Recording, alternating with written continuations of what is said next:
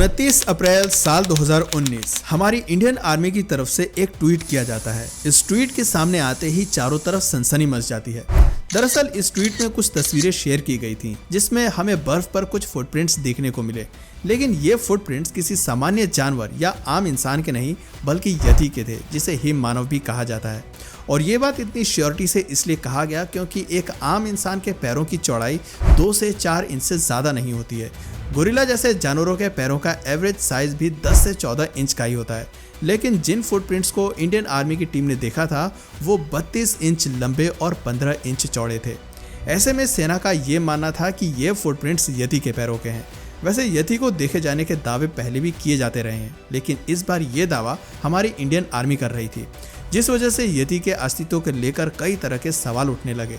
जहां कुछ ने यति को सच मानने के लिए सेना का मजाक उड़ाया, तो वहीं कुछ लोग समर्थन में भी आ गए। हालांकि नेपाली सेना के अधिकारियों ने इंडियन आर्मी के इस दावे को खारिज कर दिया। उनका कहना था कि इस तरह के पैरों के निशान इस इलाके में अक्सर दिखाई देते हैं और ये जंगली भालू के पैरों के निशान हैं, ना कि यति के। पर दोस्तों, अगर मैं अपनी बात करूं तो मेरे जैसे क्यूरियस पर्सन के लिए इस बात पर यकीन करना थोड़ा मुश्किल है। क्यों? इसका जवाब आगे आपको इस वीडियो में पता चल जाएगा। इसलिए अगर आप भी यति के उस सच को जानना चाहते हैं जिससे बहुत से लोग अभी भी अनजान हैं, तो हमारे साथ इस वीडियो के अंत तक बने रहिएगा। दोस्तों, सबसे पहले तो मैं आपको एक बात और यहाँ क्लियर कर दूं कि हिमालय की गोद में इंडियन आर्मी द्वारा हिम मानव यानी कि यति को देखने का पहला दावा नहीं है। पिछली 1 सदी में कई बार ऐसे दावे किए गए हैं, पर अगर इतिहास के पन्नों को पलटकर देखा जाए तो यति और हिम मानव का किस्सा सैकड़ों साल पुराना मालूम पड़ता है। दरअसल तिब्बत के आसपास रहने वाले बौद्ध धर्म के लोग सालों पहले एक ग्लेशियर जीव की पूजा करते आ रहे हैं, जिसे वो गॉड ऑफ द हंट कहते हैं, जो दिखने में काफ़ी हद तक एक हिम मानव से मिलते जुलते हैं। इनका पूरा शरीर सफ़ेद बालों से ढका होता है और ये कद काठी में भी इंसानों से काफ़ी बड़े होते हैं। ये करीब करीब 8 से 9 फीट के होते हैं। इनके हाथों में एक बड़ा सा पत्थर का हथियार होता है, जिससे वो इन साधुओं की खूंखार जानवरों से रक्षा करते हैं। लेकिन कुछ बौद्ध साधु इन्हें इविल मानते हैं, क्योंकि बौद्ध धर्म में हिंसा को पाप बताया गया है। खैर, आप चाहे इस जीव को देव माने या दानव, यहाँ ध्यान देने वाली बात यह है कि बुद्धिस्ट माइथोलॉजी में ऐसे क्रिएचर्स कई 100 साल पहले से एग्जिस्ट करते आ रहे हैं। और इससे भी ज़्यादा सरप्राइजिंग बात यह है कि ना सिर्फ नेपाल और तिब्बत के क्षेत्रों में बल्कि दुनिया के अलग अलग हिस्सों में भी इस क्रिएचर को देखे जाने के दावे किए जा चुके हैं। और हर जगह हर देश में इसे अलग अलग नामों से जाना जाता है। जहां ऑस्ट्रेलिया में इसे योवी कहा जाता है, तो वहीं उत्तरी अमेरिका में इसे बिगफुट कहते हैं। भारत, नेपाल और तिब्बत के क्षेत्रों में इन्हें यति कहा जाता है और हिमालय क्षेत्रों में इन्हें हिम मानव के रूप में जाना जाता है। दोस्तों, भले ही कई वर्षों से यति को देखने की बातें कही जा रही हैं, लेकिन साइंटिफिकली अब तक इनकी प्रेजेंस का कोई भी प्रूफ नहीं है। वैसे यति का सबसे पहला लिखित जिक्र साल 1832 में देखने को मिलता है, जब माउंटेनर BH हॉक्सन हिमालय पर ट्रेनिंग करने के लिए गए थे। ट्रेनिंग के दौरान उनके गाइड ने उनसे एक विशाल मानव जैसा क्रीचर को देखने की बात कही थी, जो रंग रूप चेहरे से तो एक एप जैसा लगता था, लेकिन वो चल इंसानों की तरह रहा था। उस क्रीचर के शरीर पर घने घने बाल भी थे। उस क्रीचर को देखकर उसके गाइड ने उनसे कहा, ये देखो, ये यति है। पर जब तक हॉक्सन उसको देखते वो वहाँ से भाग चुका था। वापस लौटकर हॉक्सन ने एशियाटिक सोसाइटी ऑफ बंगाल के जर्नल में अपने इस एक्सपीरियंस के बारे में बताया। हॉक्सन के बाद भी कई और माउंटेनर्स ने इसी तरह के दावे किए, मगर इस क्रीचर को ग्लोबलाइज्ड होने का मौका अर्ली 20वीं सेंचुरी में मिला, जब ब्रिटेन के चार्ल्स हॉवर्ड कुछ लोगों को लेकर माउंट एवरेस्ट की चढ़ाई पर गए। इस चढ़ाई के दौरान उन्हें और उनकी टीम को कुछ मिस्टीरियस फुटप्रिंट्स देखने को मिले। इन फुटप्रिंट्स के बारे में जब उन्होंने लोकल से पूछताछ की, तो लोकल्स ने बताया कि ये फुटप्रिंट्स मेतोह कांगमी के हैं। मेतोह यानी इंसान जैसा दिखने वाला भालू और कांगमी मतलब बर्फ पर पाया जाने वाला आदमी। मेतोह कांगमी से जुड़ी और भी इंफॉर्मेशन हासिल करने जब चार्ल्स हॉवर्ड अपनी टीम के साथ वापस लौटे, तब इंडियन न्यूज़पेपर द स्टेट्समैन के जर्नलिस्ट हेनरी न्यूज़मैन ने उनका इंटरव्यू किया। इस इंटरव्यू में हेनरी न्यूमैन ने यति के लिए हिम मानव शब्द का इस्तेमाल किया था, जिसके बाद से ही वेस्टर्न कंट्रीज में हिम मानव यानी कि यति बेहद पॉपुलर हो गया और लोग इसकी खोज में हिमालय पर जाने लगे। इसी बीच साल 1925 में फोटोग्राफर N.A. तंबाजी भी हिमालय की पहाड़ियों को एक्सप्लोर करने के लिए अपनी टीम के साथ वहां पहुंच गए। बाद में अपनी इसी ट्रिप की एक छोटी सी घटना उन्होंने लोगों के साथ शेयर करते हुए बताया कि हिमालय पर लगभग 15,000 फीट ऊपर जेमू ग्लेशियर के पास उन्होंने एक विशालकाय क्रिएचर को देखा था, जिसका शरीर इंसानों के जैसा था। वो सीधा खड़ा होकर 2 पैरों पर चल रहा था। वो बर्फ के बीच गहरे रंग का नजर आ रहा था। उसने कोई कपड़ा नहीं पहन रखा था। उस क्रिएचर का पूरा शरीर सफेद बालों से ढका हुआ था। दोस्तों, जब तंबाजी उस क्रिएचर को देख रहे थे उस समय वो उससे सिर्फ 250 मीटर की दूरी पर थे। हालांकि कुछ समय बाद वो क्रिएचर वहां से चला गया और तंबाजी अपनी टीम के साथ उस जगह पर पहुंचते हैं ताकि वो उस क्रिएचर के फुटप्रिंट्स को देख सकें। और आपको जानकर हैरानी होगी कि उस क्रिएचर के फुटप्रिंट्स ना सिर्फ हम इंसानों की तरह थे, बल्कि उनकी लंबाई 6 से 7 इंच और चौड़ाई लगभग 4 इंच थी। इसके बाद साल 1951 में ब्रिटिश माउंटेनर एरिक शिप्टन को भी एवरेस्ट की चढ़ाई करते हुए लगभग 6000 मीटर की ऊंचाई पर मेनलूंग ग्लेशियर के पास उन्हें कई सारे बड़े बड़े फुटप्रिंट्स देखने को मिले। उन्होंने उन फुटप्रिंट्स की तस्वीरें अपने कैमरे में कैद कर ली। हालांकि इन तस्वीरों को देखने के बाद जहां बहुत से लोग यति की मौजूदगी पर यकीन करने लगे, तो वहीं कुछ लोग ऐसे भी थे जो इन फुटप्रिंट्स को एक नॉर्मल डिज़ाइन बता रहे थे। उनके मुताबिक ये डिज़ाइन आइस के मेल्ट होने से बना था।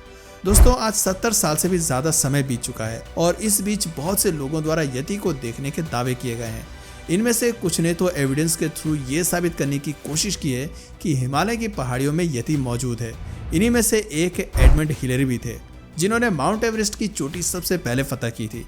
एडमंड हिलेरी भी यति को लेकर काफ़ी ज़्यादा एक्साइटेड थे, इसलिए साल 1953 में वे शेरपा तेंजिंग नोर्गे को अपने साथ लेकर नेपाल की पहाड़ियों पर यति की खोज के लिए निकल गए।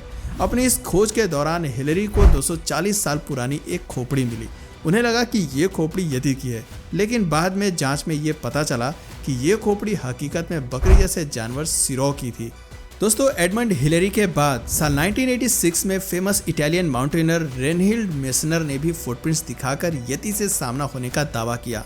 जब इस तरह से यति की एग्जिस्टेंस को लेकर एक के बाद एक दावे किए जाने लगे, तब साल 2017 में इंटरनेशनल रिसर्चर्स ने यति पर अपनी रिसर्च शुरू की, जिसके लिए उन्होंने हिमालय से कुछ सैंपल जुटाए और उनकी जांच शुरू की।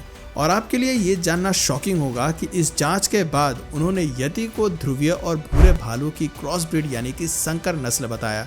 और इसी बीच ऑक्सफोर्ड यूनिवर्सिटी के प्रोफेसर ब्रायन साइक्स ने भी यति के अंग कहे जाने वाले कुछ एविडेंस की जांच की, जिसमें उन्होंने पाया कि लद्दाख और भूटान से मिले ये सैंपल्स करीब 40,000 साल पहले पाए जाने वाले ध्रुवीय भालू से मिलते हैं।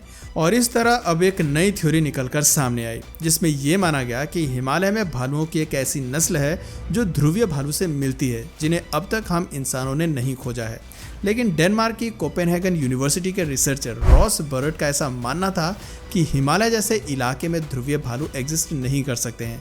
और इसीलिए ब्रायन साइक्स की थ्योरी के सामने आने के बाद डेनमार्क के कोपेनहेगन यूनिवर्सिटी के रिसर्चर रॉस बर्नट ने ऑक्सफोर्ड यूनिवर्सिटी के एडवर्ड्स के साथ मिलकर ब्रायन साइक्स की टीम द्वारा कलेक्ट किए गए एविडेंस की जांच शुरू की, जिसमें यह पता चला कि जो डीएनए ब्रायन की टीम ने कलेक्ट किया था वो डीएनए असल में पहाड़ों में पाए जाने वाले ब्राउन बियर के डीएनए हैं। और इस तरह से बर्नट ने ब्रायन साइक्स की थ्योरी को पूरी तरह से गलत साबित कर दिया। यह थ्योरी भले ही गलत साबित हो गई थी, लेकिन लोगों की खोज अभी भी जारी थी। समय समय पर लोगों ने एविडेंस दिखाकर उसे यति से जोड़ने की कोशिश की, जिसमें हमारी इंडियन आर्मी द्वारा दिखाए गए फुटप्रिंट्स भी शामिल हैं। पर हैरानी की बात यह है कि साइंटिफिकली ऐसा एक भी एविडेंस अब तक नहीं सामने आया जो यति के एग्जिस्टेंस को प्रूव कर सके। पर दोस्तों, इसका मतलब ये हरगिज नहीं है कि यति एग्जिस्ट नहीं करते हैं, क्योंकि अगर बायोलॉजिकली देखा जाए तो ऐसे क्रिएचर्स का एग्जिस्टेंस पॉसिबल है। दोस्तों, यति एक नॉर्मल गोरिल्ला और ओरंगुटान जैसे दिखते हैं, बस इनमें फ़र्क इतना है कि ये बर्फीले इलाकों में रहते हैं और ये सफ़ेद रंग के नज़र आते हैं। अगर रंग की बात करें तो कहा जा सकता है कि बर्फीले इलाकों में रहने की वजह से इनके शरीर पर बर्फ़ की एक मोटी परत जम जाती है, जिस वजह से ये गहरे रंग के नज़र आते हैं। या फिर यहाँ पॉसिबिलिटी ये भी है कि इनके पूरे शरीर पर सफ़ेद रंग के फर हों।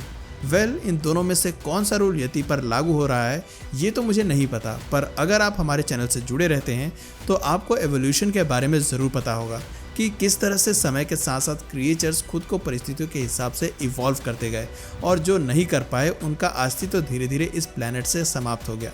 दोस्तों ध्यान दीजिए, जो इवॉल्व हुए क्रिएचर्स थे उनकी जो नेक्स्ट जनरेशन हुई उनका शरीर उस इन्वायरमेंट में इतने अच्छे से ढल गया कि मानो जैसे वो इसी इन्वायरमेंट के लिए हमेशा से बने थे। ऐसे में गोरिल्ला और ओरंगुटान जो कि एप्स की स्पीशीज़ हैं, उन्होंने अपने रहने के लिए जिस तरह से जंगलों को चुना, उसी तरह हो सकता है कि एप्स की ही किसी स्पीशीज़ ने अपनी खुशी से या फिर किसी मजबूरी में अपने निवास के लिए हिमालय की पहाड़ियों को चुना हो, जहां शुरुआत में भले ही उन्हें परेशानी हुई हो, लेकिन समय के साथ उन्होंने आसपास के ठंडे क्लाइमेट में ही खुद को ढाल लिया। इसके बाद वो और उनकी आने वाली जनरेशन वहीं के होकर रह गए। वैसे दोस्तों, यदि के एग्जिस्टेंस को लेकर आपकी क्या राय है, अपना जवाब हमें नीचे कमेंट सेक्शन में ज़रूर बताएं। और अगर इस वीडियो से आपको कुछ नया जानने या सीखने को मिला या फिर इंटरेस्टिंग लगा तो प्लीज़ इस वीडियो को एक लाइक करके अपने फ्रेंड्स और फैमिली में से ज़रूर शेयर करें। और यदि आप इस चैनल पर नए हैं तो प्लीज़ इस चैनल को सब्सक्राइब करके बेल नोटिफिकेशन आइकन को ऑन कर लीजिए ताकि हमारे आने वाले वीडियोज़ आप मिस ना करें। मिलते हैं फिर किसी वीडियो में नए टॉपिक के साथ, तब तक के लिए नमस्कार।